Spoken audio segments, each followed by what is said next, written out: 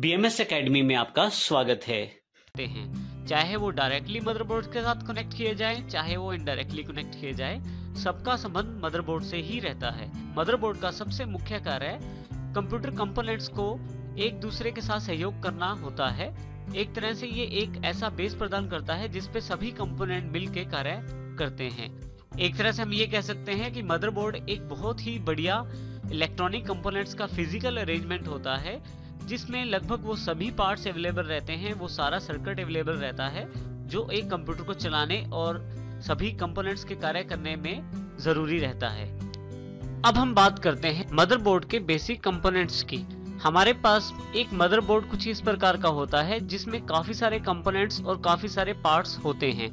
अब हम बारी बारी से कुछ पार्ट्स की जानकारी लेते हैं। इसमें सबसे पहले और जो सबसे इंपॉर्टेंट पार्ट है वो है प्रोसेसर सॉकेट। यहाँ पे सिल्वर मेटल बॉडी से बना हुआ एक सॉकेट रहता है जिसमें आप अपना प्रोसेसर फिट कर सकते हैं।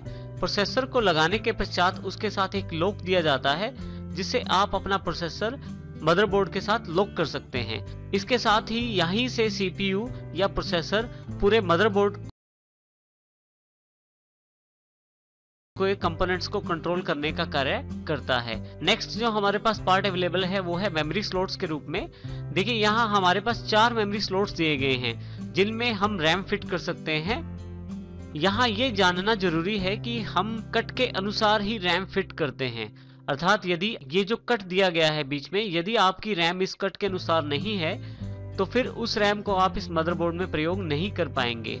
रैम की जानकारी हम रैम के चैप्टर में लेंगे, लेकिन यहाँ पे मुख्य बात यह है कि हमारे पास रैम को फिट करने के लिए हर स्लॉट के साथ 2 लॉक दिए जाते हैं, एक ऊपर की तरफ और एक नीचे की तरफ। जब हम इस स्लॉट में रैम लगाते हैं तो उसको प्रॉपरली मदरबोर्ड से कनेक्ट करने के लिए हम दोनों लॉक्स का इस्तेमाल करते हैं। मदरबोर्ड के ऊपर जो मेमोरी स्लॉट्स होते हैं मदरबोर्ड के टाइप के अनुसार अलग अलग भी हो सकते हैं। कुछ मदरबोर्ड में केवल 2 स्लॉट्स अवेलेबल रहते हैं, कुछ में 4 स्लॉट्स भी अवेलेबल हो जाते हैं। नेक्स्ट हमारे पास जो सेक्शन है वो है IDE कनेक्टर। IDE कनेक्टर का अर्थ उस कनेक्टर से है जो मदरबोर्ड को हार्ड डिस्क के साथ जोड़ता है, या हम इस प्रकार से कह सकते हैं कि जो हार्ड डिस्क को मदरबोर्ड के साथ जोड़ता है। इसके लिए एक केबल का प्रयोग किया जाता है जिसे IDE केबल कहते हैं। एक सिरा उस केबल का हार्ड डिस्क में लगा दिया जाता है और दूसरा सिरा उस केबल का यहाँ IDE कनेक्टर में लगा दिया जाता है। इसके पश्चात हमारे पास नेक्स्ट जो पार्ट है वो हमारे पास पावर कनेक्टर के रूप में है।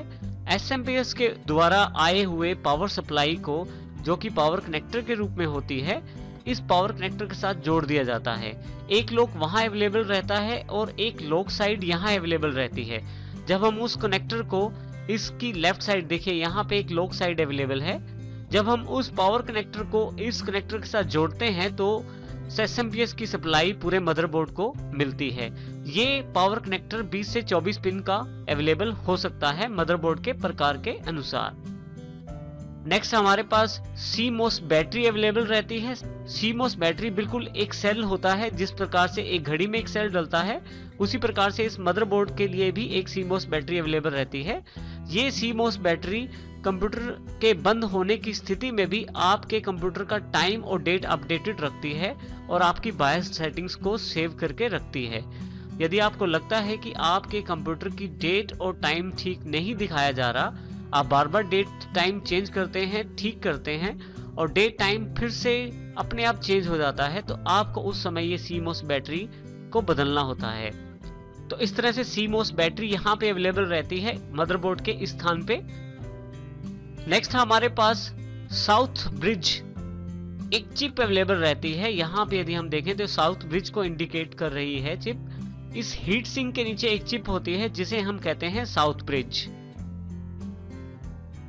साउथ ब्रिज को हम ICH यानी कि इनपुट आउटपुट कंट्रोलर हब भी कहते हैं, जिसका मुख्य कार्य इनपुट आउटपुट से रिलेटेड फंक्शंस को करना होता है, जिसमें USB, हार्ड डिस्क और आपके ऑडियो, इस तरह के इनपुट आउटपुट फंक्शंस को संपन्न करना ICH अर्थात साउथ ब्रिज का कार्य रहता है। इसके साथ ही यदि आप नीचे की तरफ देखें तो यहाँ पे ये रेड कलर का जो बॉक्स है वो इंडिकेट करता है मदरबोर्ड के फ्रंट पैनल को। कैबिनेट में लगे हुए power switch, reset switch, HD LED और पावर लेड को हम इन फ्रंट पैनल पिन्स के साथ जोड़ते हैं, इसीलिए इसको फ्रंट पैनल भी कहा जाता है। और यहाँ पे उन सभी केबल्स को जोड़ा जाता है जो कैबिनेट्स के साथ अवेलेबल रहती हैं। इसी के साथ यदि यहाँ देखें तो हमारे पास जो यहाँ पे ब्लैक कलर के पोर्ट्स दिखाए गए हैं, इस मदरबोर्ड में 4 पोर्ट हैं। तो